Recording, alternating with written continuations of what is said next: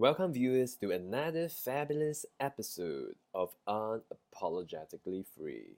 Now, today I'm going to talk about how edging destroys your no-fap progress. Now, first off, what is edging? Now, the more official definition of edging is stroking your dick without reaching orgasm. That's it. But personally, I have a second look into this idea of edging, and it is watching suggestive materials even without touching your dick. Now, while this is strictly not edging, what happens is the the the cons of edging is also the same if you do it without touching your dick. So here goes. Why edging destroys progress for nofap is because when you flood your brain with dopamine through aging, you are triggering the neural pathway of the pornographic neural system.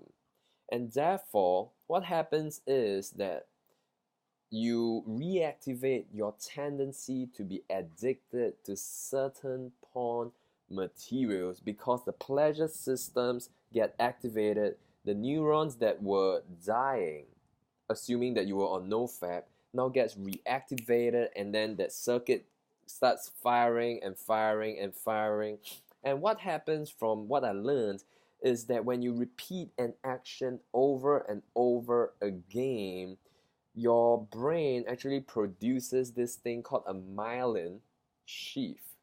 Myelin. M-Y-E-L-I-N. And what happens is that this myelin is the reason why you improve when you learn certain skills and repeat certain actions. And what it does is it helps you take that action much swifter, much faster, and with less conscious effort. But if you apply this same principle to you watching pornography, it is going to be a disaster, because it might even mean that you would subconsciously reactivate the thoughts of pornographic addiction, reactivate the thoughts of whatever it is associated with that pornographic neural pathway. So this flooding of dopamine, depending on the extent and the duration, will slow down or even sabotage your healing progress. And the last reason, one of the last reasons why you should definitely stop edging is that edging wastes a lot of time. Now, in my own experience in aging, I would delay orgasm and actually waste a bucket load of time on messing up my brain, preventing that brain healing to happen.